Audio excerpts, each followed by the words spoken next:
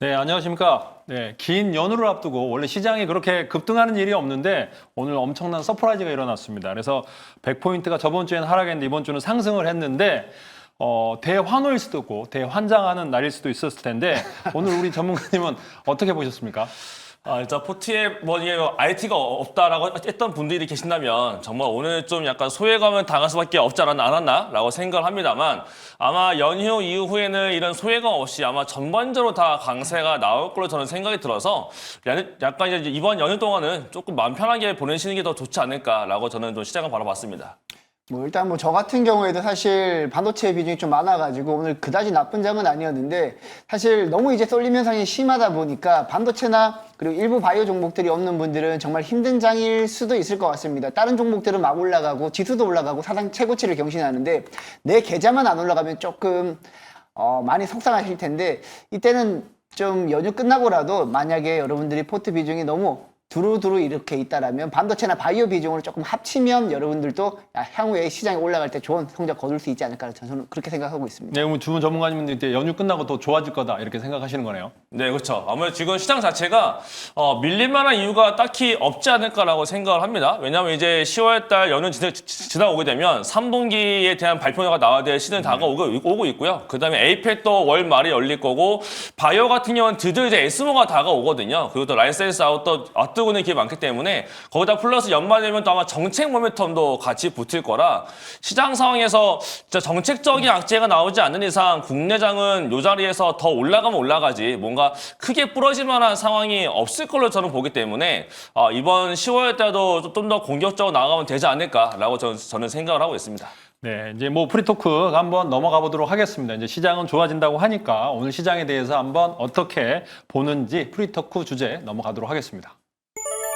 자, 샘 올트만이 불을 지핀 증시, 국내 금리 기대감, 매수세 급등. 그러니까 제가 외국인 매수세에 급등했다라고 하는데, 샘 올트만이 지금 미국 시장에서 사실은 이제 셧다운이 이제 됐는데도 불구하고 미국 시장도 상승을 했거든요. 그러니까 미국 시장도 상승을 했는데 한국 시장도 미국 시장도 올랐고 오늘 이제 100포인트나 올라갔는데 왜 올랐다고 생각하십니까?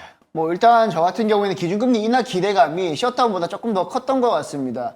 지금 미국 현지에서도 전문가들이 셧다운이 언제 해소될지 이 부분에 대해서는 대부분의 전문가들이 10일 이상 우리가 추석 연휴 이후에도 계속해서 셧다운 상황일 거라고 예측하는 전문가들이 많았거든요. 근데 그럼에도 불구하고 시장이 올랐다는 것은 기준금리 인하 기대감이 컸다. 특히 오늘 새벽에 마감된 미국 증시 보게 되면 반도체, 특히 마이크론 같은 경우에는 8%가 넘게 급등을 했고요. 그리고 바이오 제약 쪽에서는 일라이 릴리가 8%또 넘게 급등을 하면서 반도체와 바이오 제약 같은 경우에는 굉장히 좋았는데 우리 국내 증시는 오늘 반도체로 너무 쏠려버리니까 바이오가 조금 아쉬웠는데 장 막판에는 바이오 쪽으로 더 수급이 들어와가지고 저는 기준금리 인하 기대감만 꾸준히 이어진다라면 우리 국내 증시에서도 반도체뿐만 아니라 바이오도 함께 폭등이 나오지 않을까라고 저는 생각하고 있습니다. 사실 그 연휴를 앞두면은 이제 원래는 관망 모드거든요. 긴 연휴 기관도 팔고 다 파는데 맞아. 오늘 외국인들이 3조를 샀다라는 거죠. 그러니까 그런 것들도 있고 개인은 3조를 팔았지만은 외국인들이 왜 오늘 이렇게 많이 샀을까 궁금합니다. 아무래도 이제 어저께 나타났던 오픈 AI와의 그 얘기가 나왔기 때문에 더 그랬던 거 아닌가 싶고요. 근데 되게 묘한 거는 오늘이 오션 만기였거든요. 원래 10월달 오션 만기는 명절이 아니었다면 다음 주 목요일인데 평소와 다르게 일주일 앞당겨진 오션 만기였었고 하필이면 오션 만기 전날 저녁에 오픈 AI와 삼성그룹사 그다음 SK와의 뭔가 이제 관계가 나오면서 오늘 또 굉장히 많은 쏠림이 나타나줬는데 사실은 그 오픈 AI에서의 샘 올트만이 말했던 HBM 칩에 대해서 90만 장을 말했다라고 하는데 그거는 지금 당장 나갈 수 있는 물량도 아니고 지금 사실 그렇게까지 만들지 못하는 상태거든요. 그렇다는 건 결국 약간 상징적인 의미다라고 했던 거였는데 시장은 그런 거 상관없이 뭔가 지금 열광을 하면서 흥분 상태에 도가니 되면서 다 올려친 모습이 아니었나라고 생각이 됩니다. 실제로 지금 제가 보고 있는 화면까지 같이 나가주면 더 좋을 것 같은데요. 외국인들이 삼성전자에 대한 외국인 비중과 그다음에 시장 코스피 전체에서의 코스피에 대한 비중을 좀 보는 건데 보시는 것처럼 지금 파란 색깔이 삼성전자에 대한 외국인 비중이고요. 주황 색깔은 코스피 시가총액 대비 외국인 비중인 건데 외국인 비중이 올라왔다라고 하지만 이전 작년만큼 올라가지 못했고 삼성전자도 마찬가지로 아직도 전년만큼 못 올라오고 있는 상태가 되어져 있거든요. 그만큼 다른 종목에 대한 외국인 매수가 들어오고 있는 상태고 전체적으로도 아직도 작년 대비보다 외국인 비중이 덜 들어왔다는 얘기는 환율하고 상관없이 외국인들이 그냥 기계적으로 말 그대로 이제는 외국인 코멘트가 하나 나오고 있는 게 약간 이제 일본 증시 보듯이 한국에도 변화에 대한 감지를 보면서 한국 증시를 그냥 사야 되는 거 아니겠느냐라는 말도 나타나주고 있거든요. 그렇다는 건 여기서 연말과 연초에 갔을 때 정책적인 모멘트 한 번 더 붙여주게 되면 아마 외국인 매수가 오늘 삼성전자에 대한 매수 들어왔듯이 아마 다른 종목들까지 다 같이 들어올 걸 저는 보기 때문에 외국인들이 주도하고 있는 한 뭐 시장은 쉽게 부러지지 않는 것 같다라고 저는 말씀을 드리겠습니다. 근데 사실 그러니까 오늘 보면은 삼성전자가 뭐 9만 전자 찍고 맞아요. 하이닉스가 또 40만 원 찍었는데 네, 맞습니다. 사실은 이제 LG 에너지 솔루션은 약간은 이제 에러라고 생각합니다. 15% 올라가는데 2차 전지가 올라가는 게 아니고 이제 옵션 만기일이었기 아까 말씀드린 옵션 만기일이었는데 오늘 옵션 만기가 몇 배나 나셨는지 아시죠? 그러니까 그러니까 전일치에 400배가 났더라고요. 근데 이제 물론 400배가 난 게 이제 전일 종가에 대비 400배인데 오늘 시초가에 샀으면 평균 한 10배 정도 났더라고요. 그러니까 옵션들, 콜 옵션들이 물론 이제 최고점 이제 마지막에 밀렸긴 했는데 그만큼 프로그램 매수가 유발되면서 외국인들이 사면서 뭐 양매도했던 세력들은 꽤나 많이 다쳤을 거다라는 생각이 맞아요. 드는데 이제 급등세가 나오면서 이렇게 올라갔었던 이유가 여러 가지가 요인이 있었고 또 옵션 만기도 있었고 또 그런 상황이기 때문에 또 샘 올트만의 또 효과도 있었겠지만 근데 이제 그러면 이렇게 올랐을 때 다음 주 이제 10일 날은 갑자기 좀 밀리지 않을까 싶은데 어떻게 생각하십니까? 저는 뭐 시장은 반도체와 바이오를 중심으로 계속해서 올라갈 거라고 생각을 해요. 만약에 저는 이제 항상 이제 저도 무료 방송에서 항상 말씀을 드리는 게 지금 시장 변동성이 외부 요인으로 인해서 잠깐 충격을 받을 수는 있다. 근데 그 충격을 받았을 때가 여러분들이 주식 비중을 늘릴 수 있는 절대 절호의 기회다. 물론 이제 많은 분들이 주식 비중이 이미 많으신 분들도 있을 거예요. 근데 최근에 추석 연휴를 맞이하고 앞두고 나서 개인 투자자들은 상대적으로 외국인이나 기관들보다는 비중을 많이 줄인 분들이 더 많거든요. 그래서 만약에 10일 날 증시가 개장했을 때 변동성 때문에 지수가 조정을 받는다라면 그때가 반도체랑 바이오 비중을 늘릴 절호의 기회다라고 저는 생각을 하고 있어요. 왜냐하면 일단 기본적으로 기준금리 인하 기대감이 지속적으로 올라갈 거고요. 지금 10월 29일 날 FOMC에서 기준금리 인하 확률이 거의 뭐 99%까지 올라간 걸 제가 확인을 했거든요. 그리고 12월 달 FOMC에서도 기준금리 인하가 추가적으로 25bp 인하될 것으로 예상되고 있기 때문에 뭐 고용지표도 최근에 조금 부러진 측면이 있기 때문에 저는 제가 봤을 때는 충분히 기준금리 인하 기대감 때문에 뭐 외국인과 기관 같은 경우에는 충분히 추가적인 매수가 가능하다라고 보고 있습니다. 사실 오늘은 근데 기준금리 인하 기대감 100%가 아까 패드워치에 나왔다고 하는데 바이오주는 안 올랐거든요. 그러면 바이오주 올라갈 가능성이 있다고 보시는 건가요? 네, 일단 저도 그게 조금 의아하더라고요. 장 초반만 하더라도 거의 뭐 SK하이닉스가 거의 12% 장중에 급등을 했잖아요. 네. 그러면서 이제 전반적인 바이오 관련 종목들이 못 오르다가 이후에 알테오젠을 중심으로 좀 바이오, 뭐 4대 천왕이 뭐 ABL 바이오나 이런 리가켄 바이오 같은 종목들이 올랐단 말이죠. 그런데 결국에는 이제 방향성은 정해져 있다라고 저는 보고 있습니다. 워낙 이제 우리 투자자들이 특정 섹터가 올라가면 다른 섹터를 팔고 그냥 우후죽순으로 이제 그 특정 섹터로 올라가기 때문에 수급 블랙홀이 뭐 삼성전자나 SK하이닉스 쪽에서 발생하면서 다른 종목들이 좀 빠진 측면이 있긴 하지만 사실 뭐 아까 전에도 말씀드렸지만 미국장에서는 바이오 관련 종목들이 굉장히 좋았단 말이죠. 그렇죠. 원래는 이제 바이오 관련 종목들이 좀 빠졌을 때 그 이유 중에 하나가 트럼프가 의약품 관세를 100% 부과한다라는 이슈 때문에 빠졌었잖아요. 근데 화이자가 미국에 3년간 투자를 하고 3년간 관세를 면제받기로 결정이 났습니다. 그러면서 전반적으로 제약 바이오 쪽에 수급이 붙었단 말이죠. 근데 우리 국내 바이오 관련 종목들은 미국 바이오 관련 종목들에 비해서는 상대적으로 덜 붙었기 때문에 뭐 저는 10월 달에 유럽 종양학회 예정도 되어 있고 그리고 내년 1월 달에는 JP모건 헬스케어 컨퍼런스도 있고 뭐 11월 달에도 바이오 학회가 예정되어 있기 때문에 그 학회 일정 그리고 기준금리 인하 기대감은 12월 달에도 계속 부각될 거기 때문에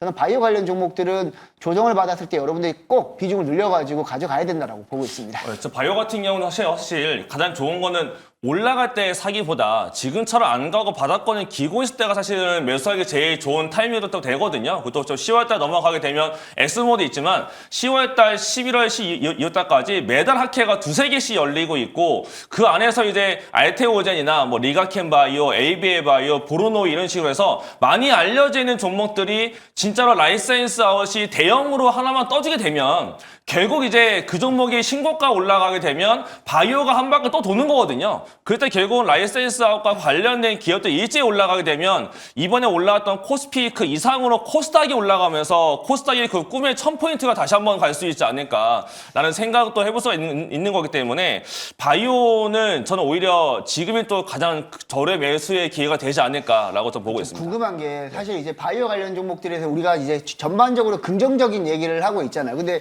시청자분들 입장에서는 그래 오늘 우리 바이오 종목은 안 가져왔다라면 실제 이제 바이오 업황이 좋다라면 과연 어떤 종목을 사야 될지 일단 이가람 매니저님은 마음속에 정하고 있는 탑픽 종목이 있습니까? 전 항상 기본적으로 깔고 가는 게 약간 반도체 삼성전자 보듯이 바이오는 알테오제는 그냥 깔아놓고 봐야 될 필요가 있을 것 같고요. 그 다음에 이제 하니스타듯이 리가켄 바이오를 좀 사놓고 봐야 되지 않나. 저는 두 종목은 무조건 탑에서 계좌 안에 무조건 필수적으로 들어가 있어야 되지 않을까라고 생각을 하고 있고 여기다가 이제 더 곁들인다면 AB 바이오를 가시던 아니면 에이프리 바이오를 가시던 라이사이언스 아웃과 좀 관련성 있고 가깝게 있는 종목들로 보시면 되지 않을까. 그 외에는 개별적인 재료가 많기 때문에 그 재료에 따라서 이제 취향에 따라 약간 가시면 되지 않을까라고 말씀을 드리겠습니다. 대형주 위주로 보시는 거네요. 일단은 제가 봤을 때는 알테오제는 리가켄 바이오가 먼저 치고 올라가줘야 이제 기술 이전과 관련된 종목이 올라갈 것이고 지금 뭐 로켓스퀘어나 뭐 오가노 사이언스 이런 식으로 다른 종목이 가고 있지만 결국 바이오가 더 세게 올라가기 위해선 대표 종목들이 올라가줘야 지금 뭐 하이니스가 올라가고 삼성전자가 올라가니까 그 안에 소부장이 다 같이 올라가듯이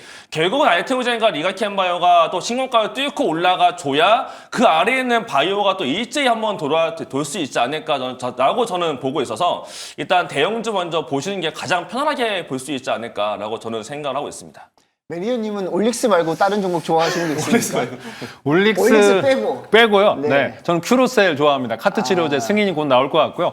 그 다음에 아까 얘기했던 로켓 헬스케어. 네, 추가적인 상승이 나올 것 같습니다. 그래서 바이오인데 그 외에도 자신의 알테오젠이 올라야지 바이오가 올라가는 거고요. 사실은 유한양행이라든가 뭐 이런 것들이 올라줘야 된다 생각합니다. 그래서 유한양행든 뭐 큐로셀이든 뭐 이런 주식이 올라줘야 되지 않을까라는 생각을 해보고 있고요.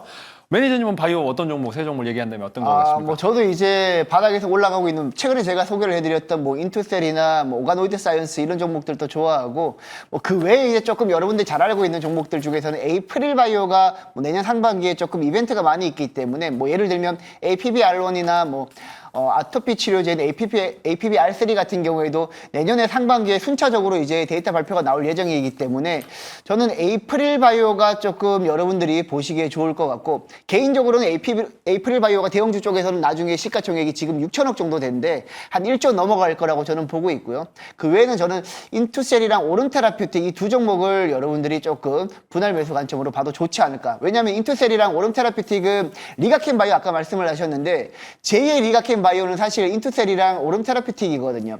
그렇기 때문에 저는 제2의 리가켄 바이오를 고른다라면 뭐 오름테라퓨틱, 인투셀 이렇게 보면서 여러분들 보시면 될 것 같고 아까 로키텔스퀘어 말씀하셨으니까 오가노이드 쪽으로 접근을 하신다라면 토모큐브랑 로키텔스퀘어 너무 많이 올랐으니까 오가노이드 사이언스가 아직까지 오르지 않는 오가노이드 관련 종목이지 않을까라고 저는 보고 있습니다. 근데 사실 약간 바이오 같은 경우는 이게 매매를 많이 하시는 분들은 아시겠지만 반도체는 가장 좋은 건 추세 타고 올라가게 되면 추세 타고 그냥 몇 개월, 6개월 정도 이렇게 그냥 완전히 완만하게 계속 올라가거든요. 그렇다 보니까 매매하기 편하고 사기 편한데 바이오는 간다 말만 나오고 있지 맨날 박스권은 2, 3개월을 옆으로 가다가 한 번 올라갈 때 3일, 4일 만에 100%가 가는 게 바이오거든요. 그게 되게 견디기 힘들고 한 건데 그 고난의 인내심을 테스트하는 게 바이오라서 이번 구간만 또 잘 견디게 되면 결국은 또다시 올라가지 않을까. 다만 이제 지금 바이오는 조금 약간 이제 뭔가 응축하고 있는 저는 그런 구간이라고 저는 생각하고 있거든요. 저는 그래서 아마 다음 달 넘어가게 되면 다음 달 전에 명절 이후에 뭔가 반도체가 한번 쉬는 타임이 또 오게 되면 바이오가 한번 좀 틈새 시장에서 가장 세게 올라갈 수 있을 텐데 다만 이제 급하게 올라가기 시작하게 되면 그때는 또 거의 못 따라가거든요. 저는 그래서 바이오들은 올라가서 사기보다 진짜 크게 먹고 싶다 하시는 분들은 지금 구간에서 매수가 들어가야 맞다라고 보고 있고 거꾸로 남들이 살려고 할 때 조금씩 덜어내는 방법이 바이오는 좋았다라고 말씀을 드리겠습니다. 제가 이제 뭐 시장에 대해서 전반적으로 얘기할 때는 오늘 이제 반도체가 올랐는데 사실 지금 10일 날은 조정을 받을 것 같은데 제가 이제 얘기하고 싶었던 거는 무역 수지가 이제 9월 달에 거의 100억 불 이상 흑자, 그러니까 그렇죠. 100억 불 맞아요. 근방에 96억 불인가요? 그 정도 흑자가 나왔더라고요. 근데 그 흑자 속에 이제 반도체가 166억 불가 이제 매출 수출 실적이 나왔고 또 자동차 실적도 굉장히 잘 나왔거든요. 그래서 오늘 반도체뿐만 아니라 자동차도 마지막에 또 올라오더라고요. 뭐 지수상 종목으로. 그래서 이런 쪽에서 보면은 제 생각에는 이제 반도체 외에도 또 볼만한 업종이 있을까요? 바이오 반도체 말고 또 보는 업종이 있습니까? 저는 이제 바이오 반도체 외에는 로봇 좀 봤었는데 최근에는 조선 쪽에 조금 관심이 가더라고요. 일단 로봇 같은 경우에는 액추에이터 쪽으로 제가 뭐 로보티즈랑 뭐 그 외에도 뭐 하이젠 RNM 같은 휴머노이드 로봇 액추에이터 이런 종목들 쪽으로 보시면 될 것 같은데 최근에는 이제 제가 조선 쪽으로 좀 보고 있는 게 오늘 조선 종목들이 움직이기도 했지만 이번 10월 말에 그 경주에서 열리는 에이펙 행사에 트럼프가 방문을 하잖아요. 그때 이제 트럼프가 우리 국내 조선소 방문할 수도 있는 거고 그러다 보면 조선 관련 종목들이 아무래도 부각받을 수 있으니까 조선 관련 종목들이 이제 변동성을 주면서 밀린다라면 전 조선 기자재 엔진, 선박 엔진이나 선박 엔진 부품 관련 종목들 그런 종목들도 좀 눈여겨보시면 좋을 것 같습니다. 맞아요. 조선 같은 경우는 이번에는 이제 3사 봤을 때도 LG 선사들이 결국 MRO 쪽으로 드라이브를 걸고 있고 진짜로 만약에 트럼프 대통령이 울산에 있는 조선소에 방문한다가 되면 정말 MRO 관련해서 임팩트가 생길 수 있을 것 같다는 생각이 들고 있고요. 그거 외에도 LNG 투자를 결국 미국이 더 세게 할 거기 때문에 결국 가장 필요한 거는 옮기기 위한 배도 필요할 것이고 시추에서 끌어올릴 수 있는 피팅 밸브도 필요할 것이고 옮길 때 가장 많이 필요한 건 결국은 중국 기업도 쓰고 있는 분해제가 또 필요하거든요. 맞습니다. 결국은 다 같이 한번 사이클이 더 남아있다라고 저는 보고 있어서 저도 마찬가지로 조선과 반도체와 바이오 그 외를 본다면 저도 약간 뭐 조선과 방산 쪽 더 보면 되지 않을까라고 말씀을 드리겠습니다. 자, 뭐 여기까지 오늘 뭐 반도체, 바이오, 조선까지 살펴봤는데 자, 우리 명예의 전당 한번 확인해 보도록 하겠습니다. 네, 용호상박 명예의 전당 종목 수익률부터 살펴보겠습니다. 4월 조기준 매니저의 코나아이를 시작으로 5월 백인현 매니저의 로보티즈 2달 연속으로 갔죠. 대명에너지까지 있었습니다. 7월 강시환 매니저의 산일전기, 8월은 조기준 매니저의 IP밀리스C 35% 수익을 기록하면서 우승을 차지했고요. 자, 바로 9월 이가람 매니저가 D&D 파마텍으로 48.26% 와, 종목 우승을 차지했습니다. 자, 그럼 계속해서 포트폴리오 명예의 전당도 살펴보겠습니다. 자, 초대 우승자 백인현 매니저였죠. 25.17%로 우승을 했었고 그 다음 달은 강시환 매니저 그리고 이호근 매니저가 연 3번이나 우승을 하면서 119%, 123%, 57.38%를 우승했었습니다. 자, 이어서 박병주 매니저도 35.85% 7월 우승을 했고요. 바로 9월 백인현 매니저가 111.16%로 9월 포트폴리오 우승을 차지했습니다. 자, 이제 백인현 매니저도 한 달만 더 우승하면 이우근 매니저와 타이 기록을 갖게 됩니다.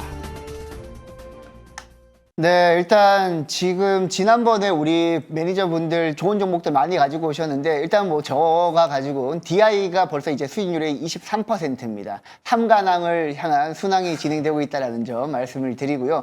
일단 추석 연휴 선물을 미리 이제 제가 드렸던 것 같고 오늘 이제 다른 매니저분들이 이제 종목들을 가지고 온 거 보니까 종목들이 굉장히 좋더라고요. 이번에 이제 추석 연휴 끝나고 바로 여러분들이 매수할 종목들이 있을 것 같은데 이가람 매니저님 오늘 어떤 종목 가지고 오셨는지 한번 말씀해 주십시오. 네, 아마 이 한 종목 가지고서 명절 이후에는 아마 첫 방송부터 순위가 바뀌지 않을까라고 좀 생각을 해보겠습니다. 그렇게는 안 될 것 같은데. 아마 근데 보시면 알 것 같고요. 제가 준비한 종목을 소개해 본다면 저는 조선주 갖고 왔습니다. 조선에서 HD현대 미포를 한번 새롭게 편입을 해 보도록 하겠습니다. 이 종목은 이제 대형 선사가 아닌 중형 선박을 만드는 회사가 되겠고요. 중형 선박이다 보니까 이번에 부각되고 있는 게 작은 함정 건조와 MRO에 좀 특화되어져 있다는 게 알려지고 있고 더구나 또 베트남에 조선소가 있습니다. 베트남에 있는 조선소의 매출 비중도 올라가고 있고 효과가 굉장히 커지고 있는 상태에서 더군다나 이제 최근에 지난번 분기보다 이번 분기에 환율이 올라왔습니다. 환율이 꽤나 많이 올라와줬기 때문에 환율적인 효과도 보고 있고 거기다 플러스로 일회성 비용이 들어가면서 3분기에 좀 엄청난 서프라이즈가 지금 기대가 되고 있어요. 그렇게 되면서 결국 이제 다다음 달에 있는 현대중공업과의 합병을 또 앞두고 있기 때문에 합병 앞두고서 실적이 좋아지는 구간이다라는 점 봤을 때는 결국 이슈거리 받으면서 주가가 전 생각보다 원래는 박스권은 보이지 않을까 싶었는데 기관들과 외국인 매수해 보니까 심상치가 않습니다. 저는 그래서 갖고 나왔고 추가적인 반등을 더 보도록 하겠습니다. 제가 준비한 자료 2장이 있어서 2장 마저 보면서 말씀을 드리겠습니다. 제가 또 이렇게 조선의 왕이면서 이벤트의 남자죠. 조선 갖고 온 거 이벤트가 한 가지가 있습니다. 10월 14일이에요. 명절 연휴 지나고 나서 그 다음 주 화요일 날 밤인데요. 국제회사기구입니다. IMO가 이제 14일 날 이제 임시회의가 열리는데 여기서 글로벌 탄소 요금제가 확정될 예정이다라고 합니다. 원래는 트럼프가 반대하면서 이거 동의한 나라는 내가 관세 매길 거야라고 하고 있지만 다들 무시하면서 아마 이번에 확정되지 않겠느냐라는 기대감이 굉장히 커지고요. 이렇게 되면 아마 선박 수요가 더 커질 것이고 교체 수요가 올라올 것이다라는 기대감이 있고 그렇게 되면 결국은 중요한 선박부터 바꾸는 것들과 엔진과 교체 수요, 개조에 대한 수요가 올라올 것이다라는 게 가장 큰 포인트가 될 것 같고요. 그 다음 장을 또 보게 되면 결국 이제 현대미포와 현대중공업이 합병하게 되면 가장 큰 모멘텀은 결국 미 함정이 있습니다. MRO 사업에 대해서 얼마나 더 받아갈 것이냐인데 특수산 도크에서 100% 건조 시에 한국에서만 하더라도 굉장히 좀 많이 올라갈 것이다. 그리고 합작법인 설립으로서 미 사업이 확정이 되면 현대중공업으로 봤을 때도 최대 영업이익률이 30% 이상 올라가지 않겠느냐라는 전망치가 나타나주고 있어요. 그만큼 현대미포 그다음에 현대중공업, 한국조선해양이 앞으로 이제 하나오션이 받고 있던 밸류에이션을 그대로 다 가지고 오지 않을까라고 본다면 충분한 업사이드가 열려있다라고 보시면 될 것 같습니다. 저는 그래서 이제 남아있는 4분기는 하나오션도 하나오션이지만 HD 현대산사들이 주도하면서 올라가는 그런 4분기가 되지 않을까라는 기대감을 가져보도록 하겠습니다. 차트 보면서 전략 설명을 들어보도록 할게요.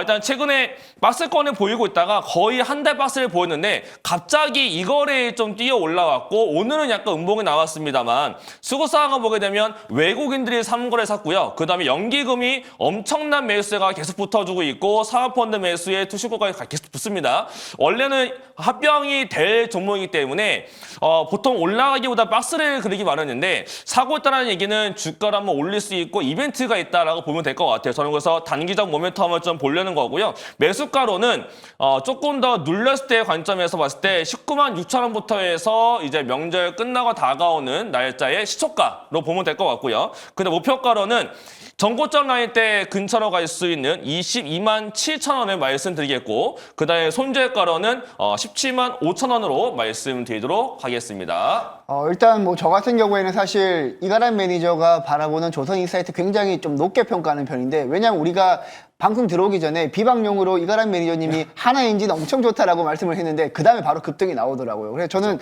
거의 맹신하는 편인데 지금 조선 관련 종목을 가지고 오시는 거 보니까 조선 관련 종목 슈퍼사이클이 지난번처럼 다시 한번 이어질 거라고 연말까지 이어질 거라고 생각을 하시는 건지 만약에 이어진다라면 대형 조선사 중에서 지금 가지고 오신 HD 현대미포를 탑픽이라고 생각을 하시는 건지 그게 가장 궁금합니다. 일단 사이클적으로는 아직도 끝나지 않았다라고 보고 있고요. 이게 끝나려면 발주가 나오다가 말든지 뭔가 나와줘야 되는데 아직도 나와줘야 될 발주에 대한 기대감이 있다는 게 가장 큰 포인트가 되는 것이고 실적적으로는 지금 이제 선가가 올라오기 직전 거는 다 끝났고 이제 선가가 올라오기 시작했던 것들이 이제 실질적으로 영업이익과 매출액이 찍히고 있는 구간을 들어간다는 겁니다. 그만큼 매출액과 영업이익은 꾸준하게 성장할 걸로밖에 볼 수밖에 없고 그 상태에서 결국 가장 중요한 건 밸류에이션보다는 원래대로 수주 베이스로 가는 게 가장 중요한데 연말에 이제 미국에서 10월 달과 11월 넘어가게 되면 LNG 관련된 프로젝트에서 FID라고 해서 최종 투자 결정이 나올 게 꽤나 많은 걸로 알려지고 있고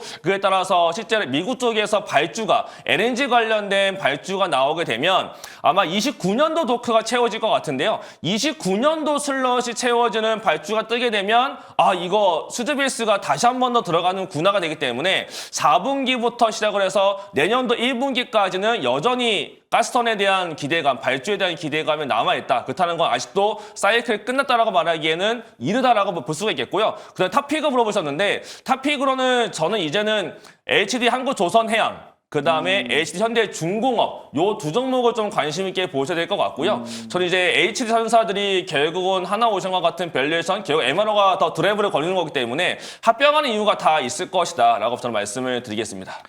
뭐 이제 현대 미포조선이라는 거 보면 이제 MRO 사업이 아니고 사실은 벌크선이라든가 컨테이너를 주력으로 하고 있는 회사로 맞아요. 알고 있는데 이제 마스카 프로젝트로 인해서 이제 조선 기자재까지 100%가 올라갔는데 사실 지금 현재 현대 미포조선은 지금 6월부터 지금 횡보하고 박스권 장세인 상황이거든요. 근데 최근에 이제 조선 수주 상황에서 보면 중국에다가 계속 밀린다라는 뉴스가 자꾸 나오는데 이건 영향이 없을까요? 이게 사실은 중국에서 밀리고 있다는 뉴스거리도 이게 종목, 이 기업마다 내용이 좀 다르거든요. 예를 들어서 삼성중공업 같은 경우는 상선만 따졌을 때 이미 올해 목표치의 70% 이상 달성이 된 상태에 있고 앞으로 한 4척 정도만 더 받게 되면 올해 목표량은 다 채우게 됩니다. 그렇기 때문에 이 뉴스거리는 사실은 조선이 올라가기 전에 나왔던 얘기인 거고 조선이 약간 조목 때 올라가기 시작하게 되면 다시 한 발주에 대한 얘기가 또 나올 거기 때문에 중국과에 대한 얘기는 약간 뭐 크게 우려하지 않아도 될 것 같고요. 지금 상태에서는 그 발주에 대한 기대감도 있지만 결국 HD 현대중공업과 미포 그다음에 한국조선해양 같은 경우는 결국 합병에 대한 기대감이 더 크고 그 뒷얘기가 더 중요해지기 때문에 전 이번에 만약에 하나 에어스페이스나 하나 오션처럼 HD 선사들이 그 정도로의 강세가 4분기와 내년도 1분기까지는 더 이어질 걸로 보여지고 이거 외에도 엔진 그다음에 본행제 피팅 배부까지 다시 한 번 더 올라가는 모습이 결국 하반기에 나타나지 않을까라고 생각되기 때문에 이 종목 이외에도 아마 조선 관련된 것들은 결국 10월 달에 한 번씩은 다 봐야 되는 시기가 분명히 올 걸로 저는 생각을 하고 있습니다. 네, 여기까지고요.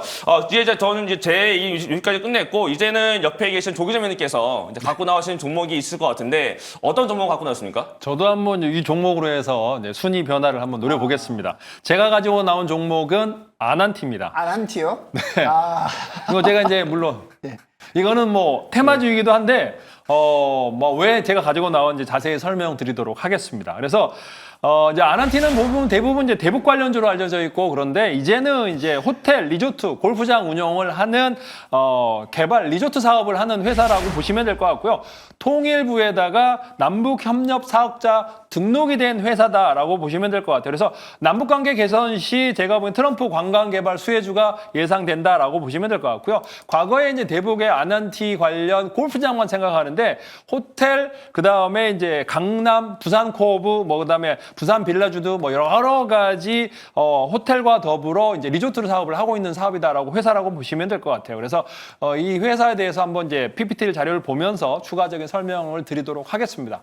제가 이제 많이 이제 리조트를 가봤지만 아난티 리조트를 못 가봤습니다. 근데 여기에 잘 보시면 지금 현재의 에이펙 정상회담 관련 회사로 해서 후원자로서 등록이 돼 있습니다. 그래서 여정 등록이 됐다라고 보시면 될 것 같고요. 그래서 이번에 이제 에이펙 관련주라고 생각하시면 되겠습니다. 그 다음 자료 보시면은 이제 아난티 코브, 아난티 남해. 제가 아난티 남해 골프장을 한번 꼭 가보고 싶다. 리조트랑. 그래서 골프장, 그 다음에 이제 제주도, 그 다음에 부산, 그 다음에 이제 부산 코브, 그 다음에 강남에도 지금 호텔이 있습니다. 그래서 많은 리조트가 이제 부산, 강남, 뭐 청평, 제주도 많은 쪽 남해까지도 아우르고 있는 회사다라고 보시면 될 것 같아요. 그래서 이 회사를 뭐 한번 차트 보시면서 설명드릴 텐데 한 번씩 급등세가 나왔고 지금 현재 쉬어가고 있지만은 이제 기장군에 있던 아난티 빌라주드를 분양하면서 거의 2천억의 영업이익이 나왔는데 최근에는 이제 올해는 실적이 아직 안 나오고 있습니다. 올해 하반기부터 이제 다시 실적이 나올 수 있는 회사다라고 보고 있고요.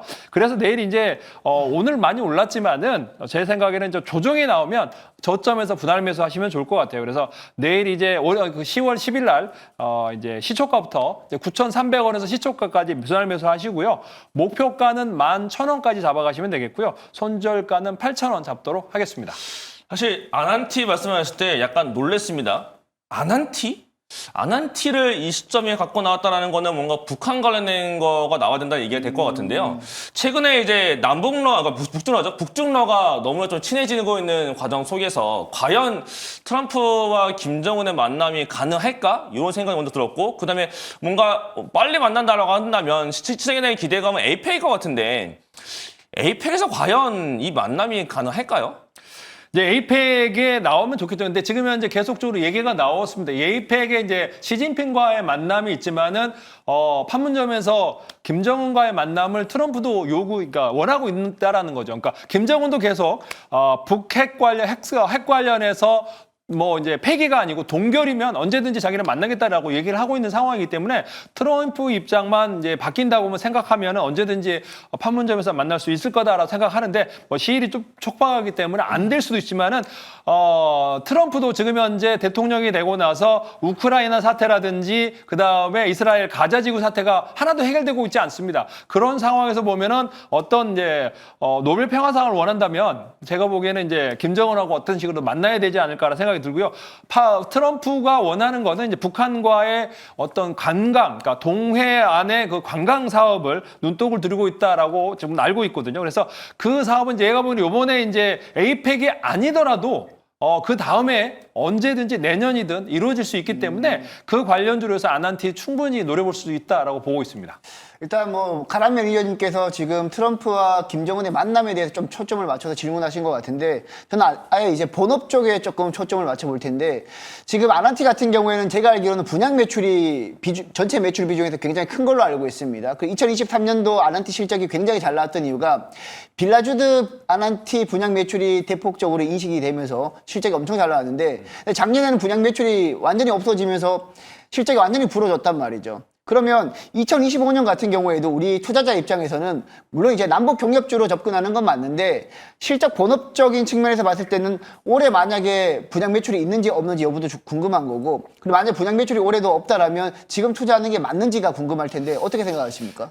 아난티를 테마주가 아니고 실적을 드리는 거는 그러니까 과거에 이제 그만큼 아난티가 실적이 좋았다라는 네, 걸 너무 알고 좋았어요. 네. 그렇죠. 이제 왜냐하면 2천억에서 1,000억 정도가 나왔고요. 그다음에 맞습니다. 빌라주드 아난티를 갔다 오신 분들은 너무 좋다. 그러니까 그 리조트를 가신 분들은 다 열이면 열 다 좋다고 하더라고요. 그만큼 좋은 회사였는데 이제 왜 분양이 이게 부러졌냐면은 사실은 이제 대주주 리스크, 그러니까 SG 사태 때 대주주의 아버지가 이제 투자권으로 해서 복잡하게 얽혔다라고 하면서 이제 작년에 아난티 제주랑 그다음에 청담이랑 그다음에 또 하나가 이제 가평 리조트를 분양했는데 이게 좀 올스톱이 된 거죠. 근데 제가 보니 곧 다시 분양 사업을 할 거다. 그다음에 이제 호텔 사업도 호텔도 굉장히 잘 되고 있다고 합니다. 청담도 그러니까 강남에 있는 엑강남에서도 굉장히 잘 되고 있고 그만큼 이제 숙박 사업도 잘 되고 있고 이제 아난티가 이렇게 보시면 테마주가 아니고 그 아난티 골프장, 금강산 관광 이게 아니고 실적이 좋으냐 안 좋으냐를 따질 만큼 좋아졌다라는 거죠. 그러니까 작년에 안 좋았지만 대규모 적자는 아니고 약간의 적자가 나왔지만은 곧 제주도라든지 청평이라든지 강남 분양이 곧 사업을 진행할 거다라고 보고 있기 때문에 실적과 대북 관련주로 해서 같이 투자할 수 있는 회사다라고 보고 있습니다. 알겠습니다. 자, 여기까지 제가 이제 아난티를 살펴봤고요. 자, 이렇게 얘기하시는, 실적을 얘기하시는 이가람 매니저는, 백인현 매니저는 어떤 거 가져오셨습니까? 갑자기 제가 이가람 매니저? 죄송합니다. 네, 저는 이제 오늘 또 다시 반도체 한번 가지고 왔습니다. 저는 지금 반도체 관련 종목 중에서 넥스틴이라는 종목을 가지고 왔는데요. 넥스틴이요? 네, 지금 사실 넥스틴을 가지고 오면서 이거를 저희 회원들한테 소개를 해드려야 되는데 오늘 추석 연휴를 맞이해서 선물 하나 드릴까 해서 가지고 왔는데요. 네, 일단 넥스틴 한번 보시게 되면 지금 기본적으로 이제 최근에 테스트 업체들 주가가 많이 올랐는데 넥스틴 같은 경우에는 쉽게 말해서 웨이퍼 패턴 결함 검사를 하는 이지스라는 주력 작품이 있고요. 그리고 낸드 제품을 검사하는 아이리스라는 제품이 있습니다. 최근에는 HBM3 12단에 공급하는 SK 하이닉스향으로 HBM3 12단을 검사하는 크로키라는 장비를 올해 상반기에만 한 2건 정도 수주를 해가지고 공급을 하고 있거든요. 기존에는 뭐 웨이퍼라든지 낸드 쪽만 했다가 지금은 HBM까지 같이 아우르고 있다라는 점이고요. 최근에 이제 실적 주가 차트가 많이 작년부터 쭉 부러졌던 이유는 전반적으로 중국 고객사양 수주가 조금 많이 줄었습니다. 대신 그런 부분도 지금 올해 천천히 해소가 되면서 주가가 천천히 우상향하면서 거래량이 터지고 있다는 점, 그리고 최근에 9월달 들어와서 외국인과 기관들이 수급이 많이 들어오고 있다는 점을 고려했을 때 반도체 테스터 장비 업체인 뭐 최근에 여러분들한테 소개를 해드리고 큰 수익을 드렸던 뭐 DI뿐만 아니라 뭐 YC 같은 종목들도 다 테스터 장비 업체들인데 주가가 많이 올랐거든요. 그러면 넥스틴 같은 경우에도 지금 이 자리에서 주가가 안 오를 이유가 없다라고 생각을 합니다. 그래서 지금 넥스틴 같은 경우에는 주목해서 보시면 될 것 같고, 중요한 부분은 지금까지는 넥스틴 같은 경우에는 반도체 검사 장비 쪽으로 많이 공급을 했는데 최근에는 이제 BOE 자회사에 중국 BOE 자회사에 이제 수주를 따냈단 말이죠. 즉 반도체뿐만 아니라 이제 디스플레이 영역 쪽으로도 수주를 따내면서 그 매출 영역이 점점 확대되고 있다라는 점도 저는 긍정적이라고 보고 있습니다. 이런 측면을 봤을 때 넥스틴은 지금 자리에서 충분히 접근이 가능하다라고 보고 있고 차트 보면서 매매 전략도 한번 세워보도록 하겠습니다. 자, 넥스틴 같은 경우에는 지난 9월 2일 날에 41,750원 저점 찍고 뭐 주가가 조금 완만하게 상승하긴 했지만 벌써 51,900원까지 올랐어요. 근데 다른 종목들 같은 경우에는 반도체 관련 종목들 주가가 많이 오른 종목들 같은 경우에는 뭐 저점 대비 100% 이상 오른 종목들도 많거든요. 그런 측면에서 봤을 때 넥스틴은 일단 일봉상으로는 안정적으로 21선에 안착했다. 그리고 가장 중요한 부분은 외국인과 기관이 사고 있다는 겁니다. 최근에 시장을 주도하는 게 개인이 아니라 외국인과 기관인데 외국인과 기관 수급이 가장 강하게 들어오면서 지금 거래량이 터지고 있다는 점에서 지금 자리라면 너무나도 편하게 매수할 수 있는 자리다라고 생각을 합니다. 자, 넥스틴 가격 전략 말씀을 드리도록 하겠습니다. 넥스틴 가격 전략은 일단 변동성을 고려했을 때 매수가 49,500원에서 연휴 끝나고 시초가 그 밴드 사이에서 매수하시면 될 것 같고요. 목표가는 6만 원 높게 잡도록 하겠습니다. 6만 원 잡고 손절가는 45,000원 잡도록 하겠습니다. 넥스틴 뭐 실적을 보면 정말 좋은 회사더라고요. 네. 이제 영업이익률이 그러니까 작년까지는 40%가 넘게 나오는, 뭐 50%도 나오는 상황이고 영업이익률이 이렇게나 높게 나오면 거의 독점이었다고 생각이 드는데 이게 이제 수출 비중이 한 75% 정도 되면서 뭐 2D 이미지 검사 장비라든가 그다음에 이제 뭐 광학 펜탕 검사 관련해서도 그렇고 근데 여기 이제 대중국 수출이 굉장히 높은 편인데 뭐 트럼프가 중국 수출 규제하는 거에 관련해서 뭐 어떤 리스크는 없을까 생각합니다. 일단 넥스틴이 공급하는 이제 이지스라는 제품은 웨이퍼 패턴 결함을 검사할 때 이제 이미지 센서로 이제 스크리닝하고 결함을 검사하는 장비거든요. 근데 이제 제가 알기로는 그 검사 장비 자체가 미국이 중국한테 수출 규제를 할 만큼 하이엔드급은 아니라고 알고 있습니다. 그래서 특별히 이제 그 이슈는 없을 것 같고 그리고 지금 중요한 부분은 제가 아까 전에 말씀을 드릴 때는 중국향 매출 비중이 조금 줄어들고 있다라고 말씀을 드렸는데 넥스틴 중국 법인이 있거든요. 넥스틴 중국 법인 같은 경우에는 올해 10월 달부터 가동이 된다는 얘기가 나오고 있습니다. 그러면 올해 10월 달부터면 이제부터거든요. 최근에 이제 10월 달부터 가동된다라는 걸 전제로 하고 이제 기관 수급, 외국인 수급을 봤을 때는 외국인과 기관이 넥스틴 중국 법인이 본격적으로 가동되는 시기에 맞춰서 이제 매수를 하고 있구나라고 생각이 듭니다. 뭐 빠르면 올해 4분기부터 실적이 반영이 될 거고 늦어도 내년 1, 2분기 때는 본격적으로 실적이 반영이 된다라고 봤을 때는 반도체 관련 종목 중에서 넥스틴을 매수하지 않을 이유가 없다라고 저는 생각을 하고 있어요. 지금부터 주가가 하락했을 때 조금 하락률보다는 주가가 올랐을 때 상승 퍼포먼스가 훨씬 더 크다라고 생각을 하고 있기 때문에 그런 부분에 있어서는 미국 반도체 수출 규제 이슈는 없다라고 생각을 하고 있습니다. 지금 제가 알기로도 그쪽에 대한 약간 뭐 규제에 대한 리스크는 저도 없는 걸로 알고 있는데요. 근데 가장 중요한 건 이 종목이 하이닉스한테 HBM3 12단에 대한 패턴 검사에 대한 납품이 되는 거 있었고 근데 그 뒤로 주가가 올라가긴커녕 내려오고만 있고요.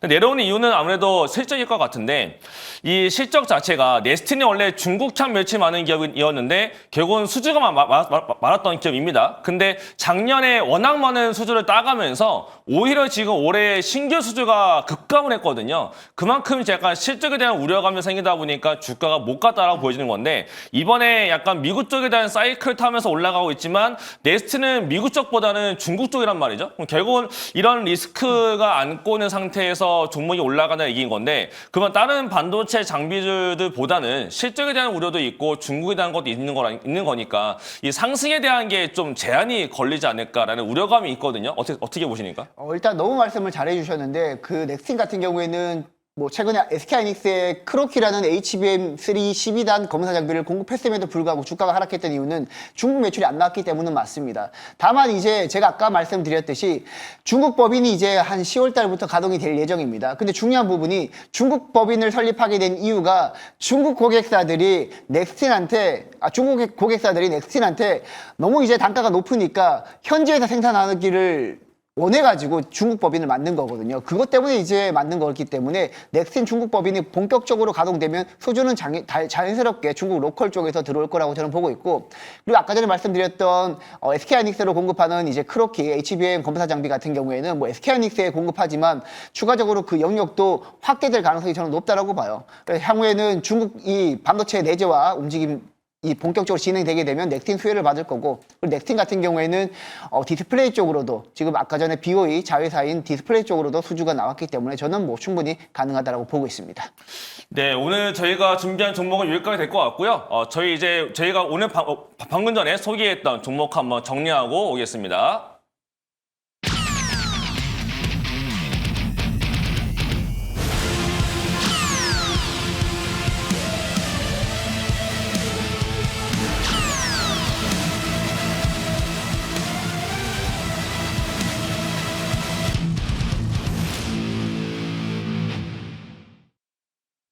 네, 오늘 다른 전문가분들과 이제 저까지 종목 가지고 온 거 보니까 정말 이제 칼을 갈고 가지고 오신 것 같은데 지금 연휴 기간 동안 여러분들한테 또 더 많은 정보를 드릴 공간이 있다고 하는데 이가람 매니저 어떻게 진행하실 겁니까? 이제 저는 이제 원래는 제가 오늘 공개 방송이 있는 날인데요. 네. 제가 오늘은 이제 개인적 상황상 오늘 제가 공개 방송을 준비하지는 못했고 대신 제가 원래 연휴 끝나고 나서 항상 화요일과 목요일 날 밤 9시 반에 항상 하고 있으니까 그때 찾아와 주시고요. 오늘은 대신 제가 운영하고 있는 MBN 골드 네이버 밴드가 있습니다. 밴드에 오셔서 이가람 검색하시면 들어오시면 제가 그동안 올려놓은 정보들 받아가 볼 수 있으니까요. 요 내용 참고하시면서 저희는 이제 명절 이후에 저는 또 뵙도록 하겠습니다. 그 다음에는 뭐 제가 한번 오늘 무료 방송을 이제 쉬려고 하는데 다들 쉬시더라고요. 그래서 제가 오늘은 무료 방송을 합니다. 9시 30분에 유튜브 조기종 검색하고 들어오시면 되는데요.